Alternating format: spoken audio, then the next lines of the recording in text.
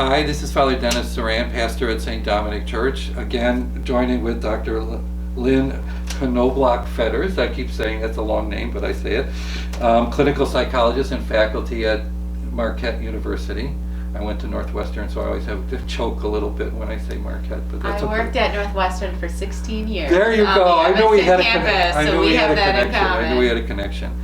Our previous conversation was really about the pandemic and the effect on mental health. And again, it was really a combination of my interest and your volunteering to come and talk to us about it. It's been in the papers, more about mental health. And like I said in the first conversation, we give it lip service, but we really don't address mental health enough. So we're offering these kind of conversation to sort of see and talk about it and get that out there, both for parents and for adults and for young adults and kids. We ended sort of last time talking about adults and talking about some of the sort of ways and things that when they see that they're having problems. I'd like to talk just briefly about, we didn't get a lot to what can they do. So there's so many ways to take care of yourself. It starts with being healthy, getting up, getting dressed, getting outside, eating right, exercising, and doing those things even if you don't feel like you can. We often talk about trying to act healthy, and then your feelings will follow. And so that's really important.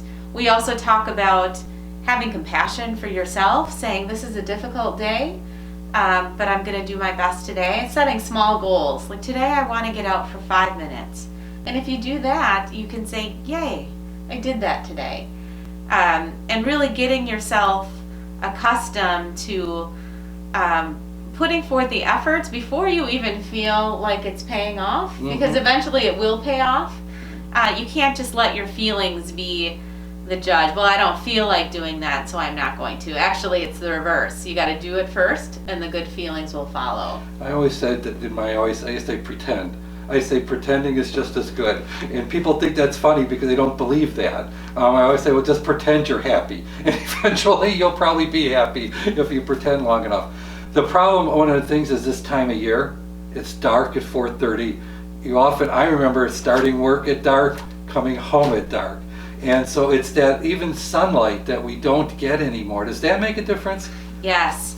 The research strongly shows that we need that sun exposure, and our brains, the neurochemistry of our brains needs that sun, especially in the morning. So if you can get outside for even 10 minutes in the morning, that is important. And if you can't physically leave your house, then one thing that I recommend is getting a full spectrum light box, it's called.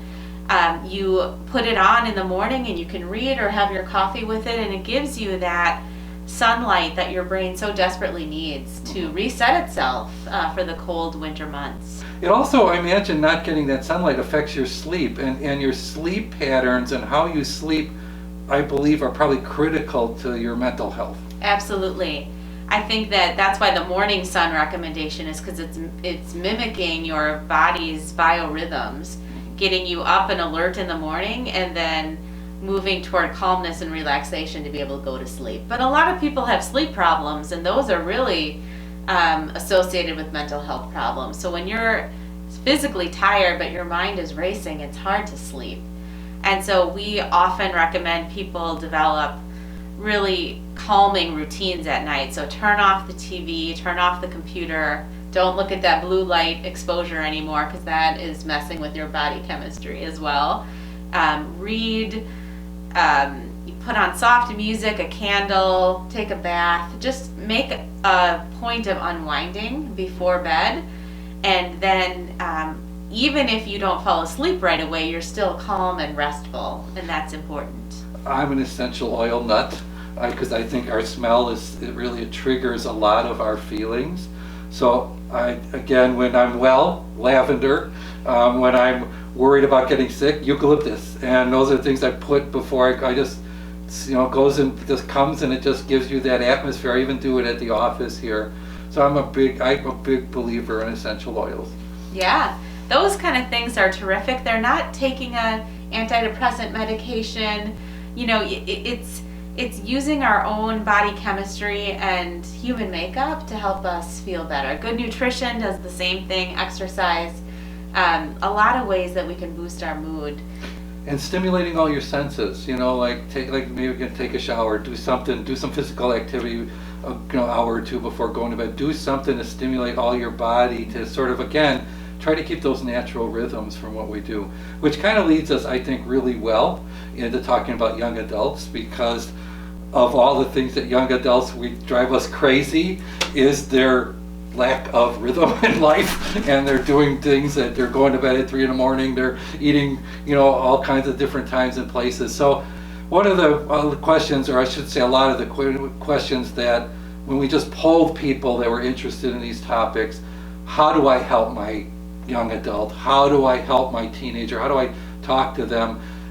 It's hard to talk to them even when we're not in the midst of a pandemic or back in anything, but it's so easy for parents to leave them alone, and that they want to be left alone. Leave them alone. Their door is closed. They want to leave them alone, and we don't know what's going on in their mind. So tell me a little bit about young adults experiencing this. Some of the impetus for this was the information that I saw in studies that show that young adults particularly are having difficulty. And what shocked me was the Journal of American Medical Association, which did a survey of 18 to 25-year-olds, and 1/4, 25% of them said they seriously considered suicide, ending their lives in the last 30 days. Now, I know suicide thinking is real common at that age, and it's unfortunately very common cause of death. I think it's almost the most common cause of death in young adults. And so it's something that's hard to talk about, and yet now we're seeing almost an epidemic proportion. Tell me your first take on the issue and the problems that young adults face in this situation. I think young adults are longing for connection. They want to know that they're cared for and loved and thought of, and yet sometimes they don't even know how to ask for it. And so they're in their room with the door closed, kind of hoping that someone's going to knock and say, "How you doing? I'm just checking on you. How are you doing? I care about you. I love you." Those kind of things, even if you don't get an immediate response of joy right away, you probably won't, but you're planting the seeds of, "Hey, I'm here and I care." Sometimes parents are even afraid to ask about suicide. And I always tell parents, the research shows that you're not going to increase the risk of suicide by asking about it. Mm-hmm. But in fact, asking about it will help prevent the occurrence, because the person will hear your question and say, "Wow, I can talk to this person about the thoughts that I'm having of death, or that I'd be better off dead." And that is such a sense of relief. I mean, someone cares enough about me to really ask me directly. It normalizes it. It gives an opportunity for sharing, and it's really, really important. I would think that also another way might be is to ask them about their friends, because sometimes asking directly is like too confronting, and the parents, "Well, I asked and he said it was fine." We say, "Well, how are your kids? Tell me about your friends. How are they doing with all this?" And sort of have that conversation that slowly lends it into, "Yeah, that's serious thinking. I've worried about that. Have you?" And put it in that kind of framework about things that opens that door a little bit around their friends to see. One of the things that I would think would also be helpful is to try to re-engage them in the family.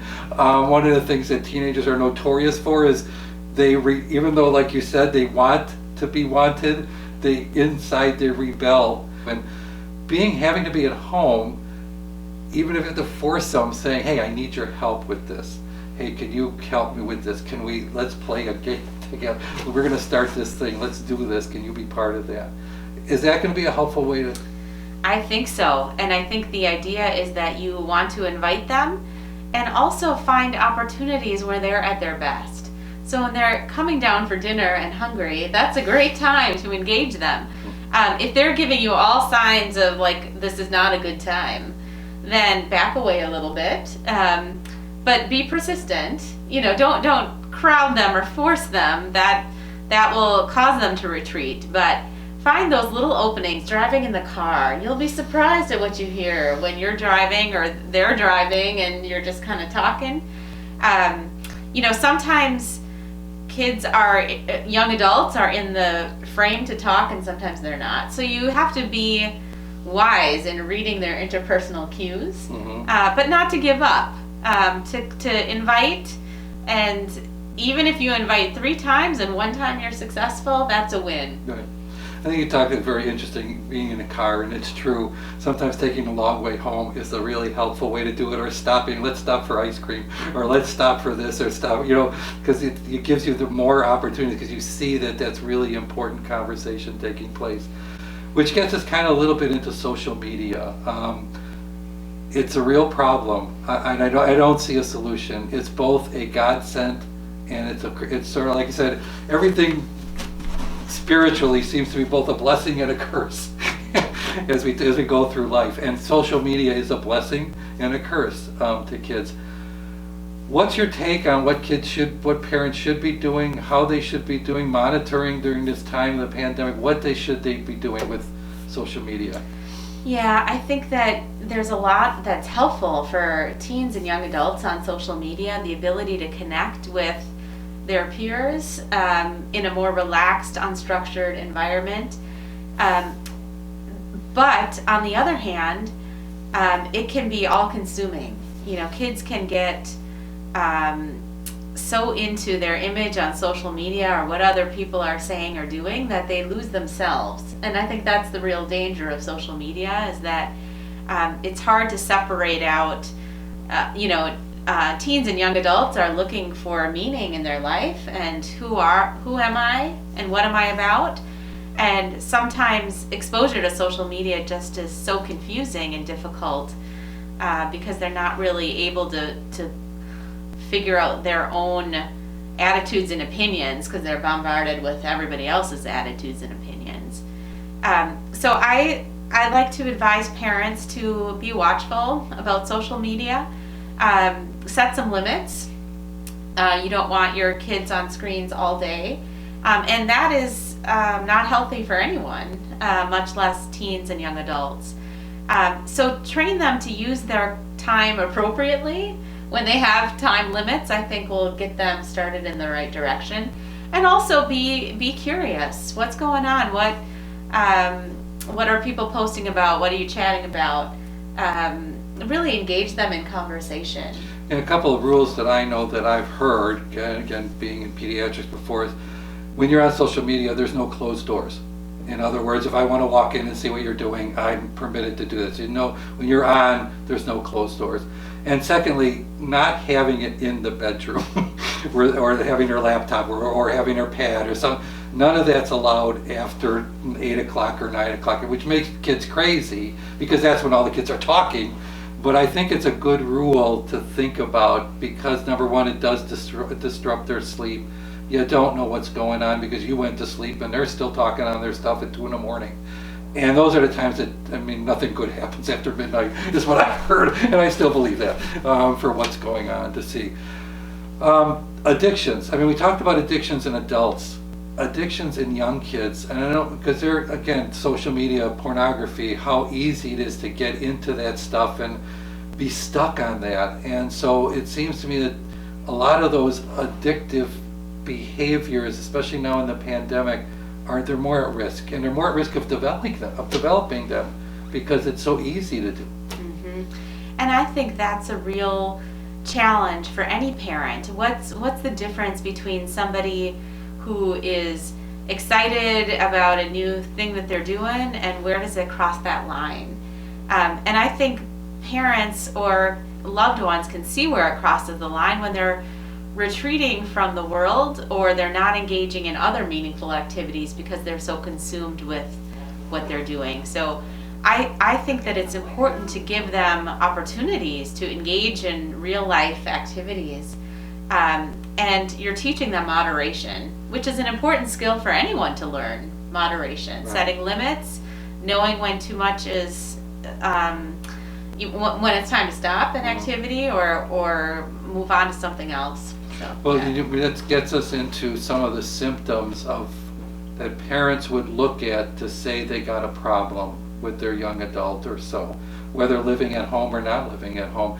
And you just mentioned one of them, being withdrawn. If they were creative, if they were doing stuff and all of a sudden they gave that up and started to spend more time in their room, more time alone, things like that I would understand.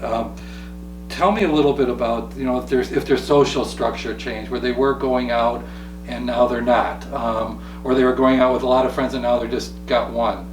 Other kinds of getting into strange fantasies, like whether they're getting into something that again takes them down. They change their appearance or behavior around the family. So tell me some of the signs that because I was a parent and I had a 17-year-old or 18-year-old, how would I know that we're heading down a not good path here? I would say any changes that are persistent and enduring, they could be sleeping too much or not sleeping enough, or eating not just all crazy times of the day, but eating more or less. They can feel like they're just not there. They're kind of absent from you or their friends. Maybe they normally like to do a lot of different kinds of activities and they're just not doing them. Mm-hmm. They're not exercising, right? They might not even be taking care of themselves, grooming. It's hard in the pandemic if they're going to school online. Sometimes there's not motivation to get up and get dressed and shower, but that would be a sign of concern. Mm-hmm. And if they're not able to talk about it, so not just with you as their parent, but with friends or other family members, people that they're close to, they're kind of cutting off those relationships, that would be a sign of concern. Well, then let's talk about, okay, let's say I am concerned. It's not terrible, but I see things and I'm just generally concerned because I know how difficult it is for me as a parent, let's say.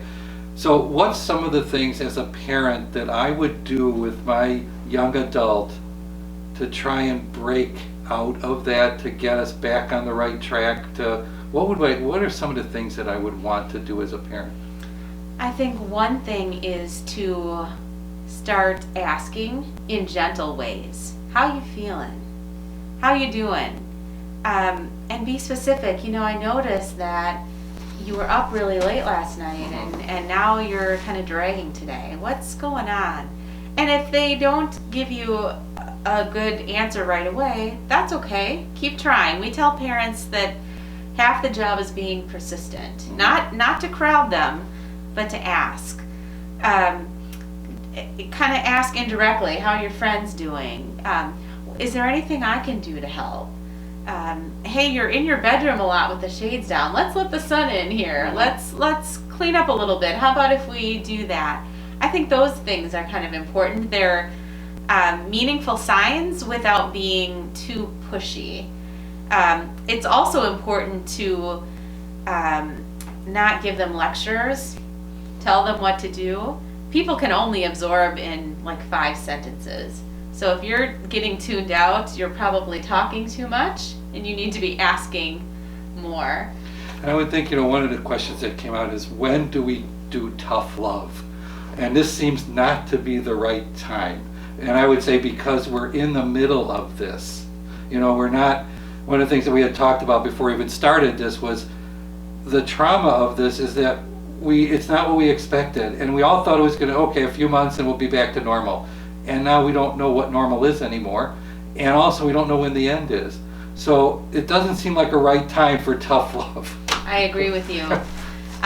For teenagers and young adults who were looking forward to going to parties and dances and graduations, and all of a sudden life has changed in unpredictable ways and they're mourning the loss of those, it doesn't feel like the right time to be tough and demanding as a parent.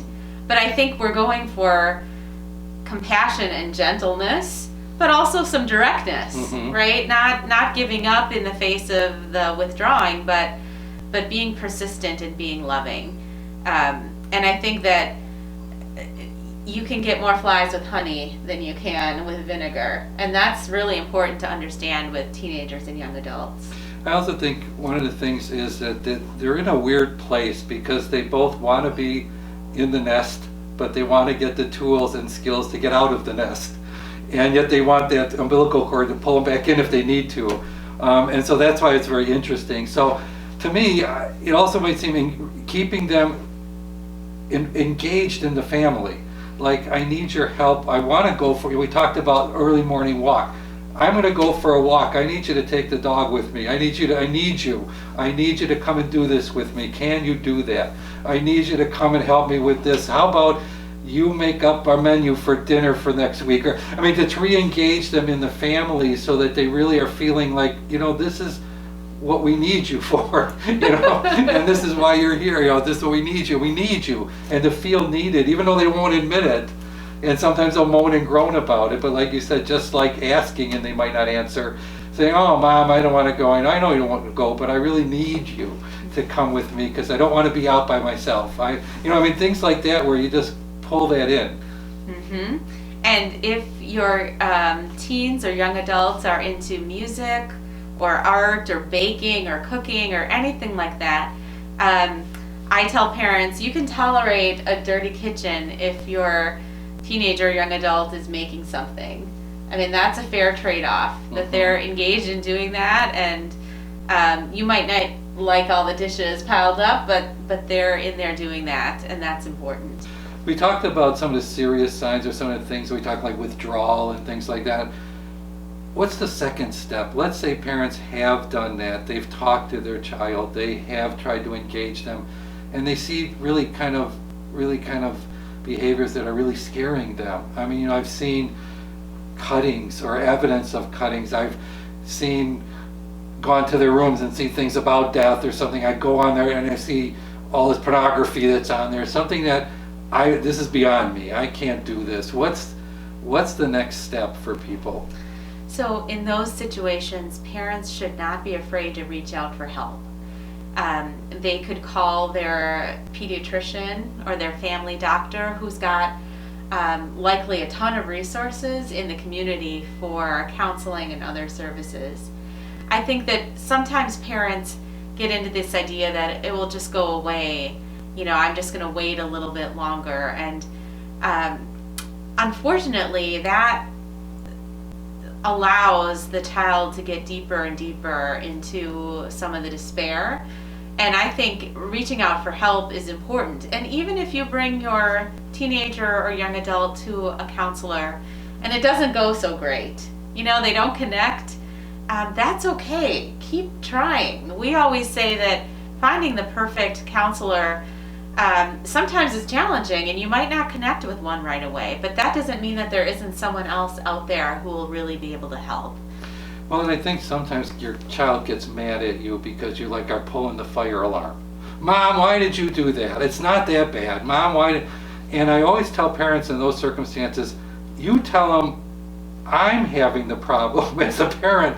That's why I did this, because I see this. You might be fine, but this is what I see and this is what I needed to do. So taking it back on yourself and not saying, well, I saw this, and I'm worried about you, and is saying, I'm sorry, I'm in this circumstance now. I saw that, I'm really worried. And taking ownership of what it is. And even if your child doesn't want to go to the counselor, for you to say, well, I'm going to talk to your school counselor. I gave them a call, I'm giving them a call. I think also being forthright with them and not doing secretively, not saying I'm taking you for a little ride today and we're gonna, or they find out when the school counselor calls them up that, well, your mother talked to me, and things like that. To be forthright, but again, put it on yourself.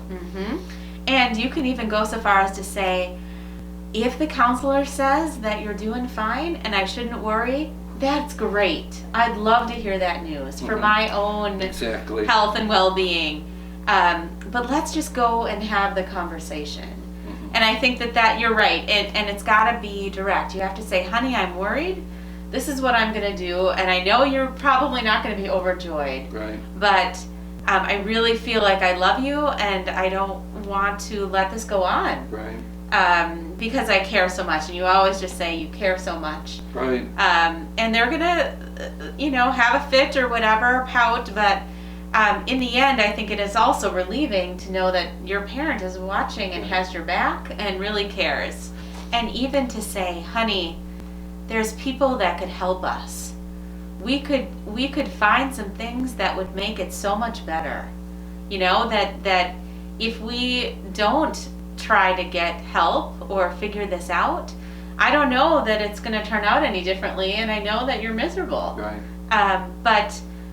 But people deal with this all the time, and there are ways that we can help you. Right. And making a family, this isn't about you. You're not the one. It's the family. We're gonna address this as a family. And I think, again, I've talked about modeling and helping them, because then if something comes up later, to be able to address it as a family is really important. Well, and oftentimes the teen or young adult that's suffering is suffering because there's some family things that need to be addressed. And so the parents and the other kids, the whole family could use a tune-up. Right. And so that's an important way to think about it as well. Well, and I want to tell parents, you read the studies about suicide. Even at the best, 50% of parents never knew anything. So I don't want parents to also feel, well, I should have known. I didn't pay attention. I didn't think this was that important. So, whereas, go ahead and take a chance. Don't feel bad if you've waited or something like it's taken and something happened, or I don't want to say suicide, hopefully, but something happened where you kept saying, well, I didn't think it was that bad. I didn't think it was that bad. Think about it. That's why we're talking about it. It's better to get it out and be wrong, as you said. It's better to hear from the counselor, no, I think things are going okay. It's better to hear that than to hear something that, no, I think he needs to be in the hospital today with this to see. So that's, I hope, something that we ask parents to do, and they do out of love, but so often we don't want to see bad things, especially when we don't know how to deal with it.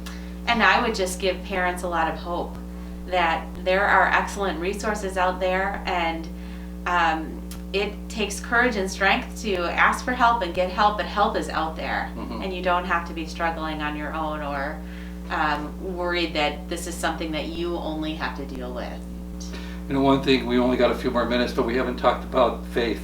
And that's one of the problems with the young adults. They're wrestling with faith as a means of, what do I really believe? Do I really believe in God? Do I really believe in Jesus? As they are with other things. So what has been your experience of how can parents use faith with young adults? What can we do with this? I think one way is to model your own faith and say, times are tough. Why is God doing this to us? And saying, but I think I'm trying to look for the blessing in this. Modeling that is one important thing. Sometimes it can be helpful to have a conversation like, what do you think,